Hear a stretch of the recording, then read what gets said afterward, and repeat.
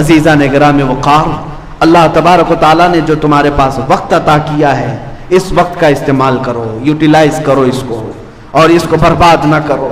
میں ان نوجوانوں کو ایک درس دینا چاہوں گا جنہوں نے اپنے آپ کو ہلاک کر دیا، اپنے آپ کو برباد کیا۔ تمہیں حدیث پتہ ہے قیامت کے دن میدان محشر میں کتنی لوگ ہوں گے؟ اللہ بہتر جانے۔ آدم علیہ السلام سے لے کر قیامت تک پیدا ہونے والا ہر ایک وہاں جمع ہوگا، اور رسول پاک صلی اللہ علیہ وسلم ارشاد فرماتے ہیں اس وقت تک کسی کو پاؤں ہٹانے کی اجازت نہیں ہوگی جب تک رحمان کا یہ سوال پورا نہیں ہوتا۔ اللہ تبارک و تعالیٰ کی طرف سے 5 سوالات ہوں گے، ان میں پہلا سوال کا جواب جب تک نہیں دے گا کوئی پاؤں نہیں ہٹا سکے گا۔ صحابہ نے پوچھا یا رسول اللہ کیا سوال ہوگا؟ حضور فرماتے رب تعالیٰ سب سے پہلے پوچھے گا میں نے تجھے جوانی دی تھی کہاں کہاں خرچہ کیا؟ یہ پہلا سوال ہے، اور اس سوال کا جواب دینے کے لیے لوگوں کو 500 سال لگ جائیں گے، کوئی 300 سال، کوئی 400 سال، 500 سال لگ جائیں گے۔ جواب دیتے رہو کہاں کہاں خرچہ کیے۔ آج اگر میں کھڑا ہو کر کے آپ سے پوچھوں تو گھنٹے لگ جائیں گے، پورا دن کا حساب بتاؤ، پورا دن کیا کیا کیے؟ تمہیں پوری زندگی کا پوچھا جا رہا ہے۔ اسی لیے میرے عزیزو، اپنے آپ کو جنہوں نے برباد کیا، اپنے آپ کو جنہوں نے تباہ کیا، وہ قیامت کے دن صرف اور صرف رسوائی اور ذلت کے علاوہ کچھ نہیں دیکھیں گے۔ آج بھی وقت ہے اٹھو، اگر نہ حشر نہ ہوگا پھر کبھی، دوڑو کہ زمانہ چال اپنی چل گیا۔ عزیزان گرامی وقار، مجھے یہ کچھ باتیں دہلا دیتی ہیں۔ تم نے اپنے آپ کو تباہ کیا، کسی کی نہیں سنی، کسی کی نہیں سنی۔ تم نشے میں اپنے آپ کو برباد کرتے رہے، لیکن جانتے ہو کئی ایسے ہیں، میں جنازوں پر شریک ہوا، ان کی چھوٹی بچیاں، چھوٹے بچے روتے رہ گئے، باپ بڑی جوانی میں چلا گیا۔ کیوں گیا؟ اپنے آپ کو نشہ میں برباد کر کے خود ہی مر گیا، لیکن ان بچوں سے ہمیشہ کے لیے باپ کا سایہ ختم۔ گھر میں بیٹھی ہوئی عورت کو بیوہ کر کے چلا گیا۔ تجھے پتا ہے موت تو اپنے وقت پر آتی ہے، لیکن خودکشی کرنے والا یہ جہنمی ہے، اپنے آپ کو تباہ و برباد کرنے والا جہنم میں جا رہا ہے۔ نوجوانوں کچھ تو سوچو۔ جس بچے کو اگر ہم یہ کہیں کہ بیٹا آ جا اللہ کی طرف، تو اسے یہ لگتا ہے ہمارے اپنے کرنے سے کسی کو کیا فرق پڑتا ہے، پیسہ میرا ہے، وقت میرا ہے، لائف میری ہے۔ نہیں، تمہیں پتا نہیں تم سے کتنی زندگیاں جڑی ہوئی ہیں، تمہارے ماں کی، تمہارے باپ کی، تمہاری اولاد کی، تمہارے بھائی بہنوں کی، سب کی زندگیاں تمہارے ساتھ جڑی ہوئی ہیں۔ تمہیں درد ہوتا ہے تو پورے خاندان کو درد ہوتا ہے، سب کو تکلیف ہوتی ہے۔ اس لیے نوجوانوں سے میں کہوں گا تمہارے پاس جو وقت ہے اس کو اپنے آپ کو برباد کرنے میں صرف نہ کرو، آؤ اللہ کی طرف۔ ایک نوجوان کی بات بتا کر کے میں ختم کرتا ہوں۔ اللہ کی ذات پر جب کسی کو یقین آتا ہے تو مولا جیتے جی جو اسے انعام عطا کرتا ہے۔ بغداد میں ایک نوجوان تھا، بڑے پیسے والا، بہت مالدار تھا، بہت پیسہ تھا، لیکن اس پیسے کا استعمال کہاں کرتا؟ عیاشی میں۔ کبھی شراب خریدے، کبھی جوے پر جائے، اور کبھی عورتوں کے مزے لیتا رہے۔ یہی اس کا روز کا کام تھا، لیکن اس کی عادت یہ تھی کہ جو جو کرتا تھا اپنی ڈائری میں لکھتا بھی رہتا تھا، بے حیا۔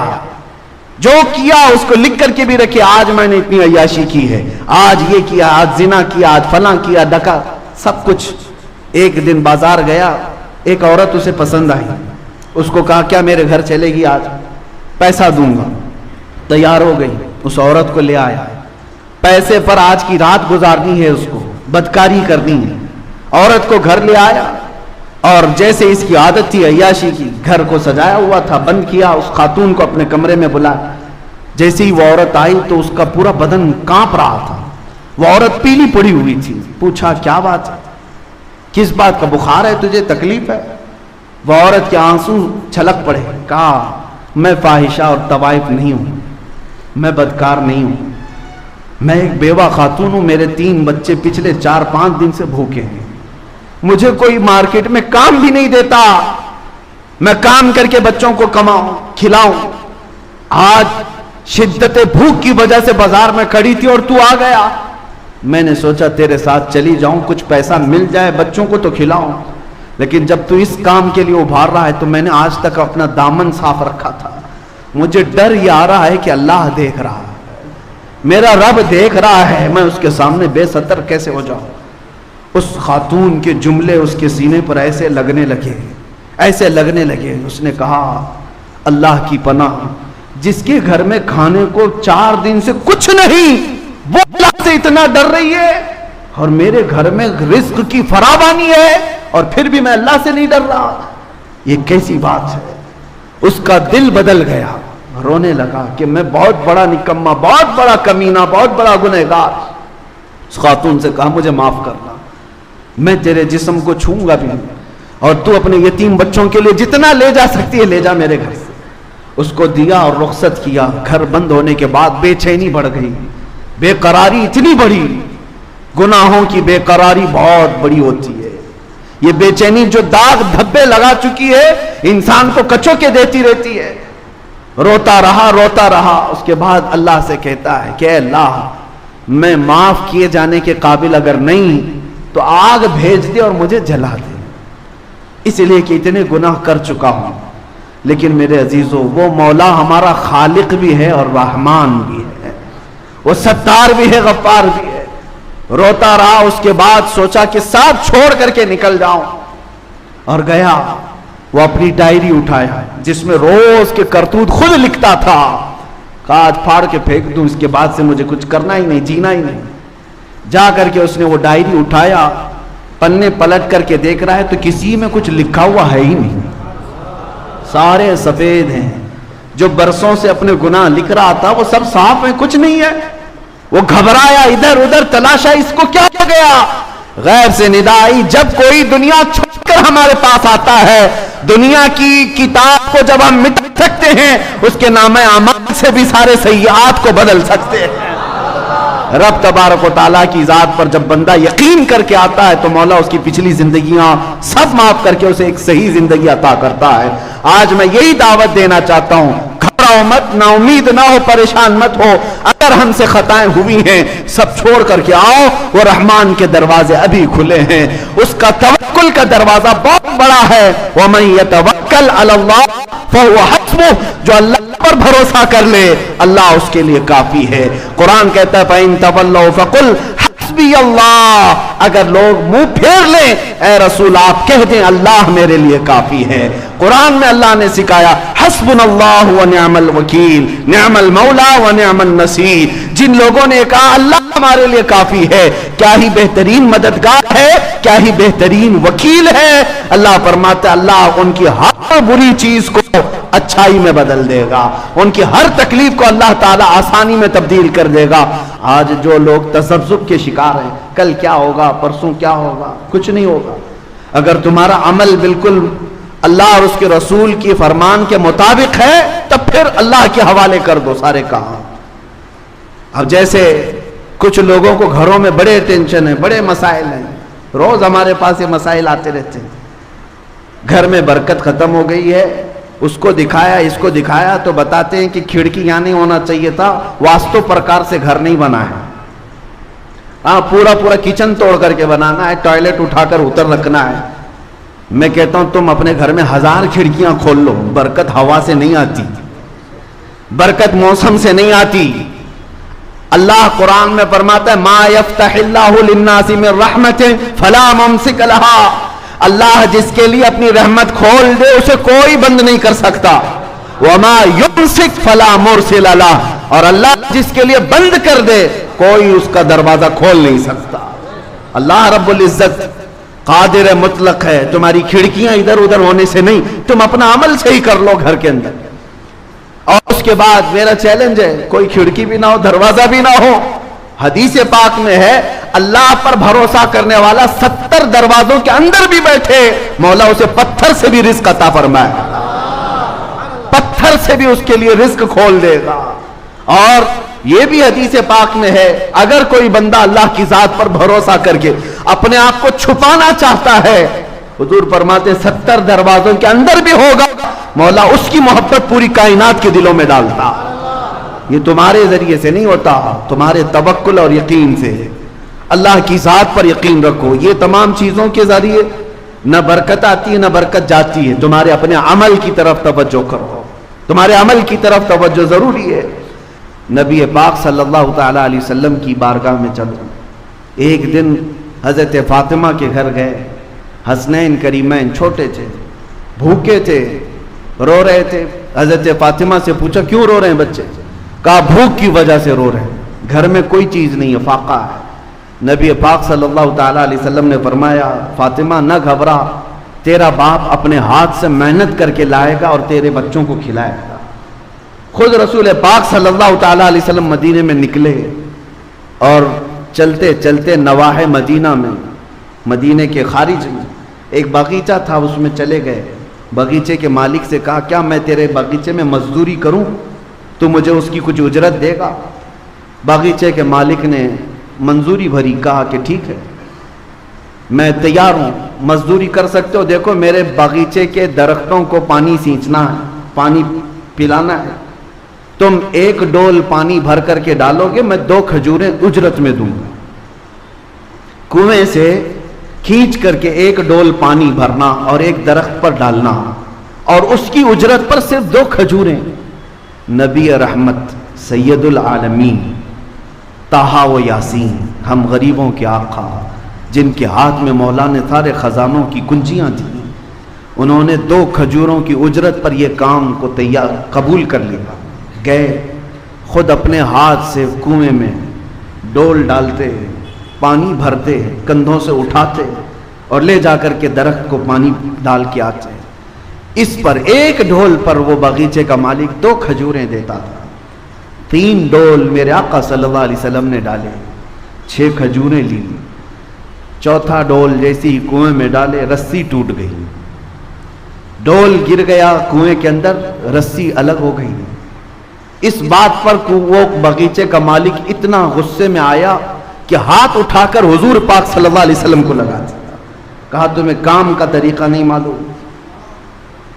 اللہ کے حبیب صلی اللہ علیہ وسلم نے اس وقت تک یہ نہیں فرمایا کہ انا حبیب اللہ، میں اللہ کا حبیب ہوں، یہ نہیں فرمایا، بلکہ نبی پاک صلی اللہ تعالیٰ علیہ وسلم عمل کے میدان میں رزق حلال کے لیے رسی کھینچتے رہے اور اس سے کہتے ہاں یہ مجھ سے رسی ٹوٹ گئی، میں کوشش کرتا ہوں بنا کر کے دے دوں۔ کسی طرح سے اس کی رسی بنا کر کے دیا اور 6 کھجوریں لے کر واپس لوٹ آئے، اپنے گھر آئے۔ سیدہ زہرا کے گھر بچے رو رہے تھے، 6 کھجوریں خوشی خوشی لا کر کے کھلایا۔ اس چیز کا کوئی غم نہیں کہ میں مزدوری کر کے آیا، اس چیز کا کوئی غم نہیں کہ باغیچے کے مالک نے ہاتھ اٹھایا، نہیں، میرے گھر میں حلال 6 کھجوریں آئی۔ اور جب حسنین کریمین کو کھلائے، یہ نبی پاک صلی اللہ تعالیٰ علیہ وسلم کا عمل درس امت ہے، امت کے لیے درس ہے۔ اس باغیچے کے مالک کو حضور کے جاتے ہی اندر سے بے چینی اور بے قراری شروع ہوئی کہ اتنا حسین و جمیل نوجوان میرے پاس آیا اور کام کرتے کرتے اس سے اگر رسی ٹوٹ گئی تھی تو میں نے ہاتھ اٹھا دیا ہے، غلط کیا۔ اور اس بے چینی میں موجود تھا، بے چینی میں کوئی صاحب وہاں سے گزر رہے تھے، ان سے روتے ہوئے اس باغیچے کے مالک کو پوچھا کیا بات ہے، بے قراری کس بات کی؟ اس نے کہا ایک ایسا مرد یہاں پر آیا تھا بڑا حسین و جمیل، اور اس نے رسی سے میرے باغیچے میں ڈول پانی بھر بھر کر کے سینچا، لیکن اس سے رسی ٹوٹ گئی تو میں نے ہاتھ اٹھایا، اس کے بعد سے مجھے بے چینی۔ اس آنے والے نے پوچھا بتا تو صحیح ان کا حلیہ کیا تھا؟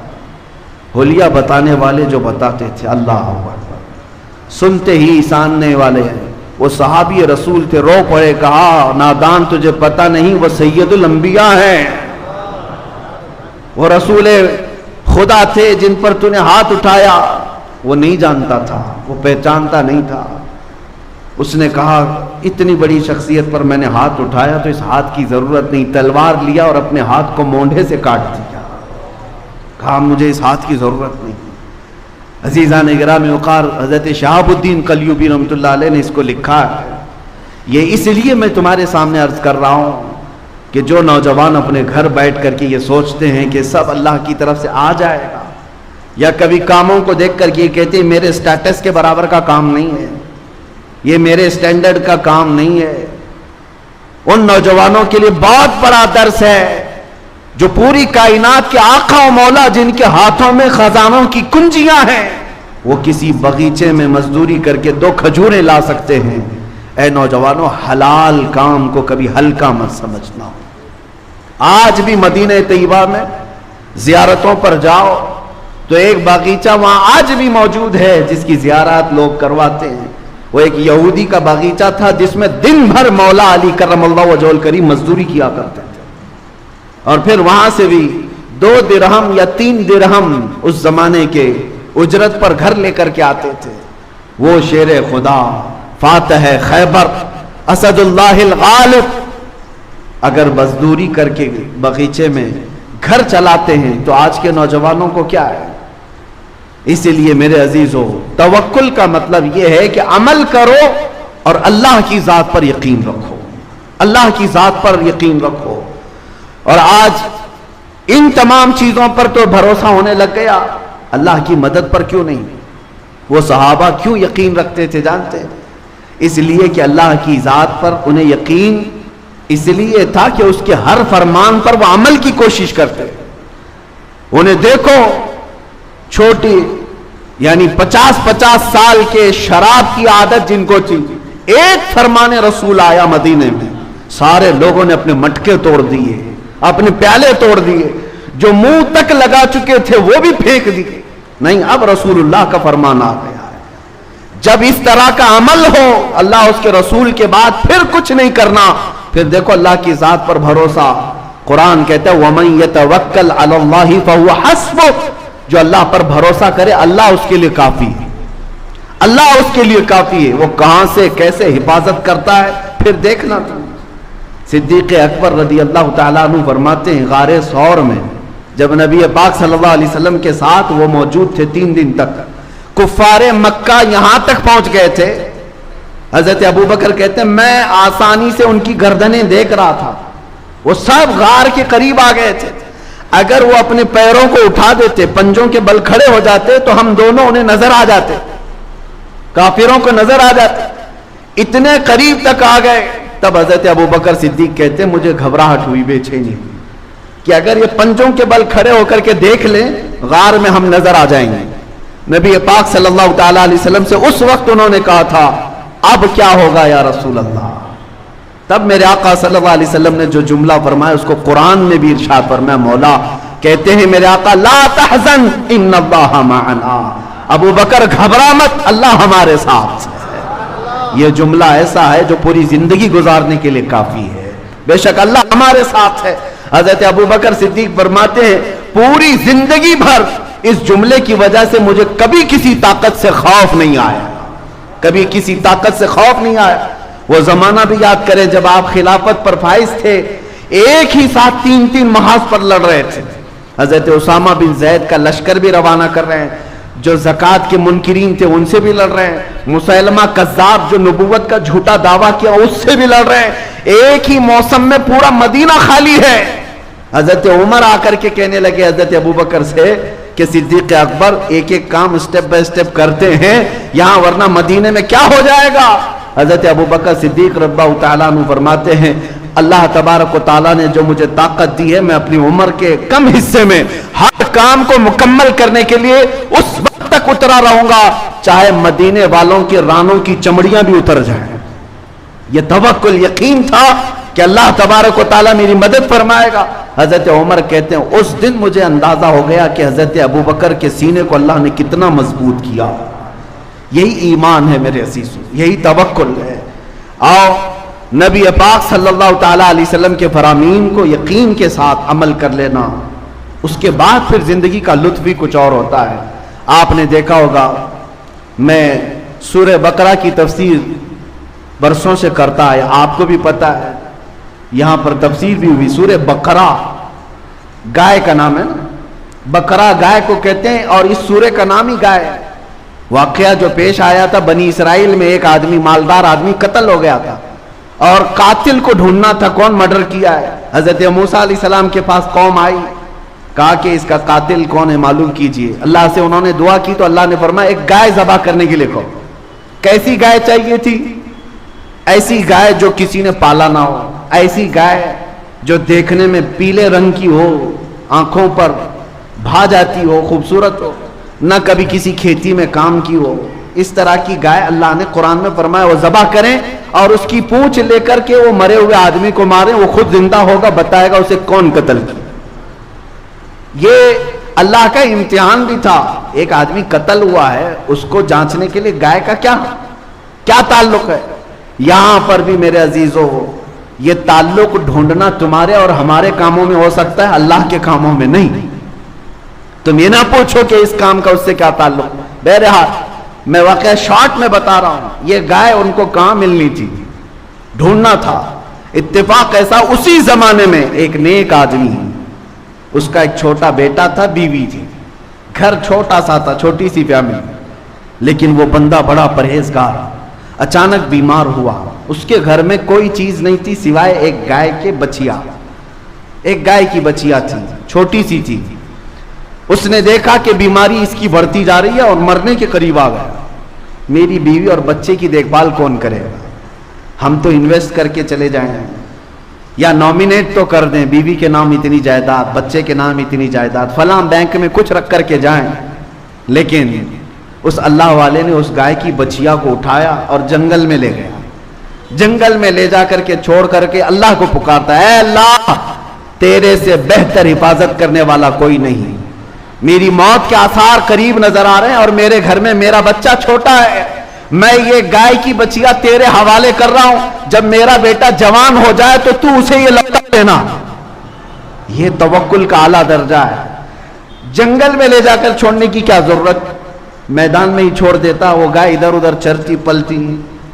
نہیں, جنگل میں جب کہ بھیڑیا بھی ہیں, شیر بھی, کوئی بھی کھا جاتا. یقین کا درجہ یہی تو سمجھ میں آتا ہے کہ اللہ کی ذات پر کیسا بھروسہ تھا.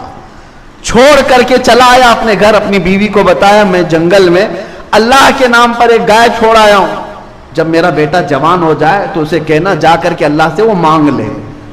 کیا تعلقات تھے اپنے رب کی ذات سے, کیسے تعلقات تھے. ہونا تو یہی چاہیے کہ تم کہیں تھک جاؤ, اس کو سنانے سے بہتر ہے مسجد میں آؤ, سیدھے اپنے اللہ سے باتیں کرو.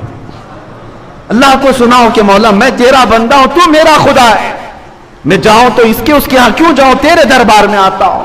اس میں جو لذت ہے دل کے اندر وہ کہیں نہیں ملے گی. دوسرے کو سناؤ اپنی تکلیف, آج ہو سکتا ہے تسلی دے دے, کل چار کو بتائے گا دیکھا فلاں جو ہے اتنی مصیبت میں. تمہیں تو وہ ہر جگہ بے عزت کرتا رہتا ہے, لیکن مولا کی شان یہ ہے تمہاری چیزوں کو چھپاتا بھی ہے اور نوازتا بھی ہے. وہ بچہ جوان ہوا, بیوہ عورت تھک گئی تھی کما کر کے کھلا کر کے, اپنے بیٹے سے کہتی ہے بیٹا دیکھ اب میری بھی عمر ساتھ دینے چھوڑ چکی ہے, تیرے باپ نے ایک گائے کی بچیا جنگل میں چھوڑی تھی, وہ ہو سکتی ہے بڑی ہو گئی ہوگی, گائے بن گئی ہوگی, تو جا اللہ کے نام پر پکار, شاید وہ تجھے گائے مل جائے, اس کو بیچ کر ہم اپنا گھر چلا لیں.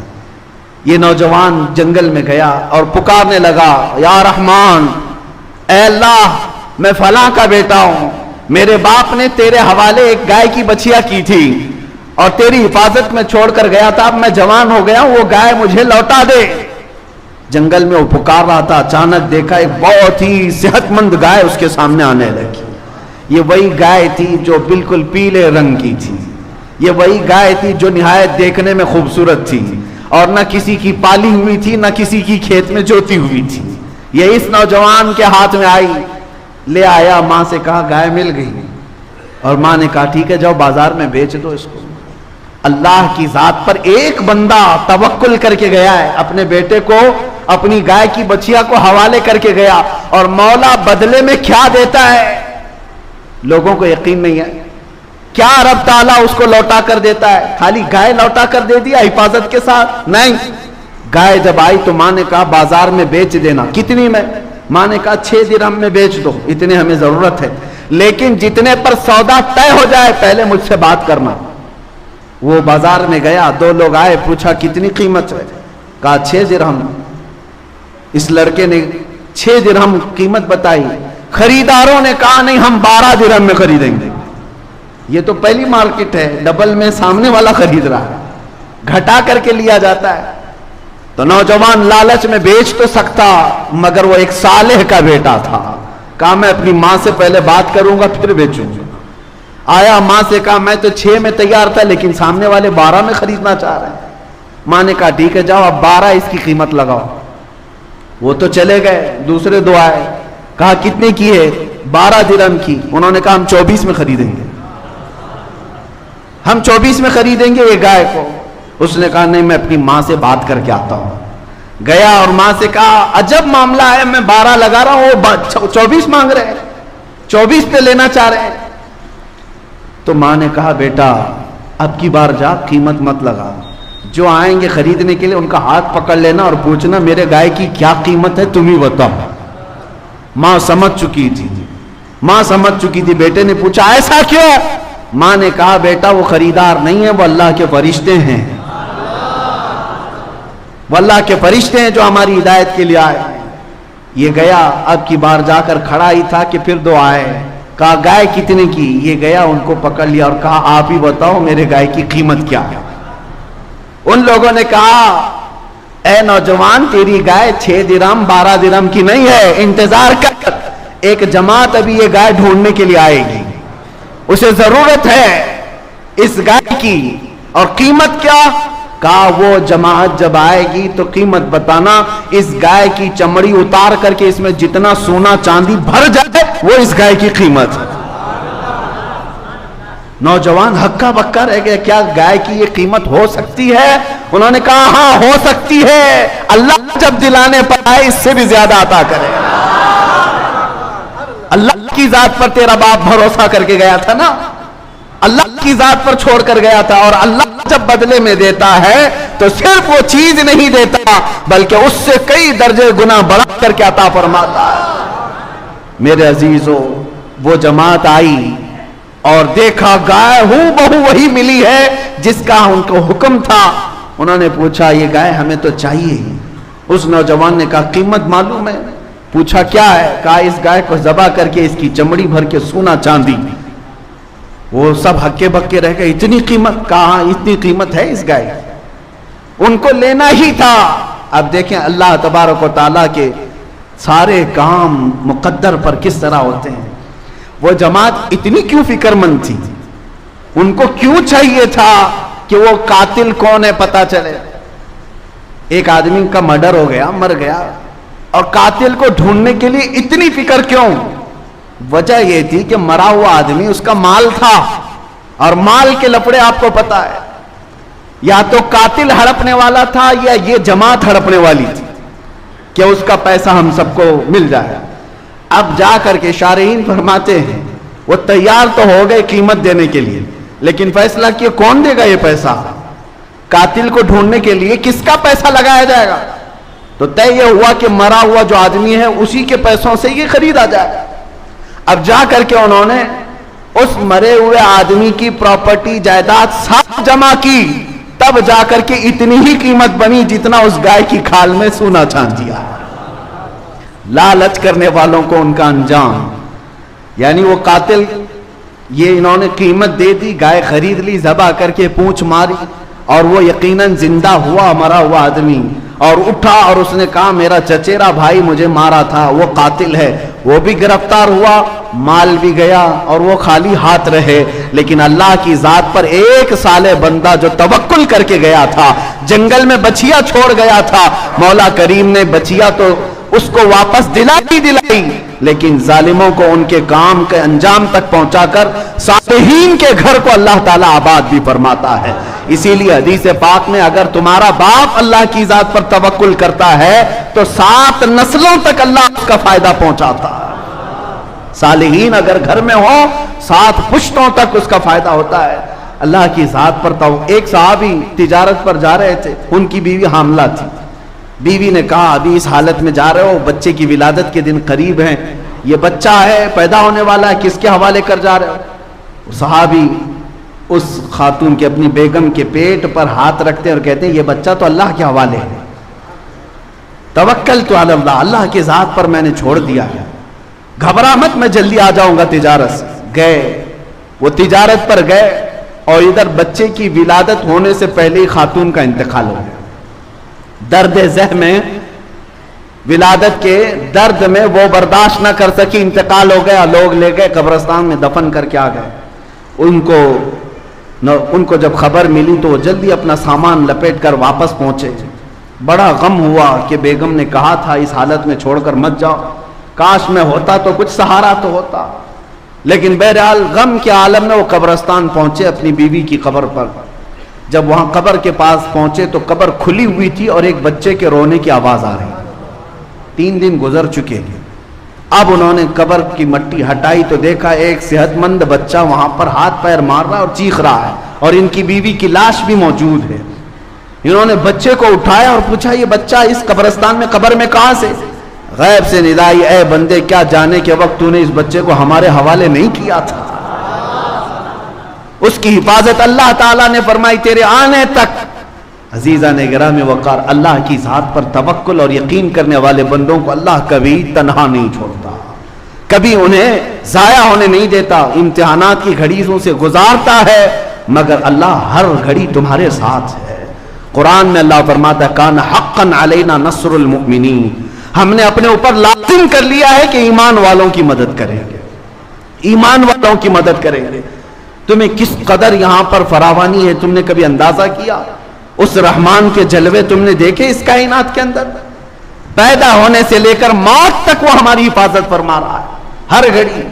اور اس کے سجدوں میں, اس کی عبادتوں میں جو تم نافرمانی کرتے جا رہے ہو, قیامت کے دن بڑا پچھتاوا ہوگا, بڑا پچھتاوا ہوگا. بلکہ بعض بندوں کا حال یہ ہے قیامت کے دن وہ یہ کہیں گے شاید ہماری زندگی میں کوئی سکھ نہ ملتا, صرف دکھ میں ہی گزار رکھتے, تب بھی مولا اچھا ہوتا کہ تیری یاد میں تو رہتے. آج جو یاد نہیں کیے تھے دنیا میں وہ پچھتا رہے ہوتے ہیں قیامت کے دن. اللہ کو یاد نہیں کیے تھے وہ پچھتا رہے ہوتے ہیں. میرے پاس خالی وقت تھا میں یاد نہیں کیا, میرے پاس ٹائم تھا میں سجدہ نہیں کیا اس کی بارگاہ میں. قیامت کے دن سجدوں والوں کو دیکھ دیکھ کر کے تم رش کر رہے ہوں گے, اللہ اللہ کرنے والے بندوں کو دیکھ کر تم رش کر رہے ہوں گے. بلکہ قرآن میں ہے تم پوچھو گے کہ اے اللہ ایک ساتھ کے لیے ہمیں لوٹا دے, نورد ونعمل, ہم عمل کر کے آئیں گے. 1 منٹ کے لیے تو ہمیں دنیا میں لوٹا دے, ہم عمل کر کے آئیں گے, تجھے راضی کر کے آئیں گے. رب تعالیٰ فرماتا ہے کہ نہیں, وقت مکمل ہو چکا, تم دارالعمل سے آ چکے ہو. آج تمہارے سامنے میں یہ باتیں صرف تمہیں بیدار کرنے کے لیے کہہ رہا ہوں. اے نوجوانوں, تمہارے پاس اللہ نے طاقت عطا کی ہے, قوت موجود ہے, اور اس کے باوجود اگر اس کے فرامین سے روپوش, اس کے فرامین سے پشت پناہی کرتے ہو اور روح گردانی کر کے بھاگتے ہو, تو میں نے دیکھا ہے ایک کینسر ہاسپٹل میں گیا تھا, کینسر کے مریضوں کو دیکھ کر کے دعا بھی کرتے ہیں اور اللہ کی ذات پر پھر شکر بھی ہوتا ہے کہ مولا حد تک سلامت رکھا ہے. اس بندے کے پیچھے گردن کے پاس کوئی پھوڑی ہے, سر اٹھاؤ تو پیپ بہنے لگ جائے. کئی دنوں سے نہ موت آتی ہے نہ علاج مکمل ہوتا ہے. اس پھوڑی کی بیماری میں بڑی تکلیف ہے. لیکن ایک جملہ مجھے یاد آتا ہے, اس آدمی کا جب عیادت کے لیے گئے تھے تو کہا کہ مولانا اتنی دعا کر دیجئے کہ میرا سر اٹھے اور ایک بار سجدہ کر لے. مجھے سجدہ کرنے کی بھی طاقت نہیں رہ گئی. میرے عزیز اس کی خواہش ہے, لیکن میں نے محسوس کیا کہ جن کے سر اللہ نے سلامت رکھے, نہ کوئی پھوڑی نہ کوئی زخم, اور سر اکڑائے ہوئے دنیا میں گھوم رہے ہیں, کل کو اگر تمہیں کوئی چیز ہو جائے ترستے رہ جاؤ گے کہ مجھے سجدہ کرنے کی طاقت بھی نہیں رہ گئی. ترستے رہ جاؤ.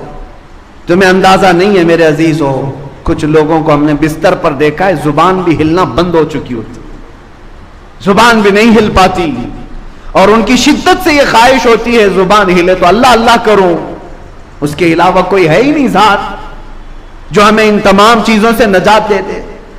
اسی لیے کہا بزرگوں نے حاسبوا قبل ان تحاسبوا, اپنا حساب خود کر لو اس سے پہلے کہ تمہارا حساب شروع ہو جائے. تمہارا حساب شروع ہو جائے اس سے پہلے تم عمل میں آ جاؤ. اور بزرگوں نے یہ فرمایا آج پوری زندگی بھر مولا اینی ٹائم راضی ہے, اینی ٹائم کہ تو بندہ آ کر مجھ سے صلح کر لے, بندہ آ کر مجھ سے صلح کر لے. لیکن بندہ اکڑتا ہے, اسے صلح نہیں کرنا ہے. حضرت بہلول دانا کے متعلق یہی تو کہا گیا کہ وہ ایک چوک پر بازار میں بیٹھے ہوئے تھے, خلیفہ کا گزر ہو رہا تھا, پوچھا کیوں بیٹھے ہو بابا؟ کہا بندے مولا سے روٹھے ہوئے ہیں, ان کو راضی کر رہا ہوں, آ جاؤ, اللہ راضی ہے, جلدی آ جاؤ. کوئی میری بات نہیں سنتا. ایک دن قبرستان میں بیٹھے ہوئے تھے, خلیفہ نے پوچھا یہاں کیا کر رہے ہو؟ کہا بندے تو مان گئے مگر وہ نہیں مانتا. مرنے کے بعد تو ہر کوئی مان رہا ہے. اب رب تبارک و تعالیٰ کو منانے لگا ہوں. تمہارے پاس ابھی بہت غنیمت کا وقت موجود ہے, موت سے پہلے بہت غنیمت کا وقت موجود ہے. 5 چیزیں میں ذکر کر کے اپنی گفتگو کو سمیٹتا ہوں. میرے آقا صلی اللہ علیہ وسلم کی ایک حدیث ہے. اللہ کے حبیب صلی اللہ تعالیٰ علیہ وسلم ارشاد فرماتے ہیں 5 چیزوں کو 5 چیزیں آنے سے پہلے غنیمت جانو. کون سی؟ اللہ کے حبیب صلی اللہ علیہ وسلم فرماتے ہیں شبابک قبل حرمک, اپنی جوانی کو غنیمت جانو بڑھاپا آنے سے پہلے. جوانی ہے آج, بڑھاپا آنے سے پہلے اس کو غنیمت جانو, عمل کر لو. دوسری چیز میرے آقا صلی اللہ علیہ وسلم فرماتے ہیں اپنی صحت کو غنیمت جانو بیمار ہونے سے پہلے. بیماری میں پھر تم کچھ نہیں کر پاؤ گے, صحت کو غنیمت جانو. اور تیسری چیز میرے آقا فرماتے ہیں اپنی مالداری, آج کشادگی ہے, اس کو غنیمت جانو محتاج ہونے سے پہلے. فقیر ہو جاؤ گے اس کے بعد کچھ نہیں کر سکو گے. چوتھی چیز میرے آقا فرماتے ہیں آج ہو سکتا ہے فراغک قبل شغلک, یعنی تم فارغ الحال ہو. آج ان نوجوانوں سے کہتا ہوں ابھی ان کے اوپر کوئی ذمہ داریاں نہیں آئی, تمہارے مشغول ہونے سے پہلے اپنے فارغ وقت کو غنیمت جانو. اس میں بہت کچھ کر سکتے ہو, بعد میں پھر تنگیاں آئیں گی. ہم محسوس کرتے ہیں ذمہ داریاں کیسے بڑھتی چلی جاتی ہیں اور اس کے بعد وقت کیسے ختم ہو جاتا ہے.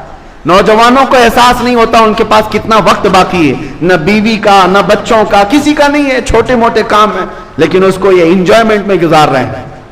رات بھر گیم کھیلتے ہوئے, رات بھر انٹرنیٹ سرچ کرتے ہوئے تم اپنے فارغ وقت کو برباد کر رہے ہو. جب تم مشغول ہو جاؤ گے یہ دن یاد کرو گے وہ دن اچھے تھے. غنیمت جانو. 5ویں چیز جو سب سے بڑی ہے, میرے آقا صلی اللہ علیہ وسلم فرماتے ہیں جوانی کو بڑھاپے سے پہلے, صحت مندی کو بیماری سے پہلے, مالداری کو محتاجی سے پہلے, فارغ الحالی کو مشغولی سے پہلے, یہ سب اپنی جگہ پر, لیکن زندگی کو غنیمت جانو موت آنے سے پہلے. ہو سکتا ہے بیماری میں کچھ کام کر لے جاؤ گے, بڑھاپے میں کچھ کام, لیکن موت آنے کے بعد تو کچھ نہیں ہو سکتا. سارے اعمال منقطع کر دیے جائیں گے, سب ختم ہو جائے.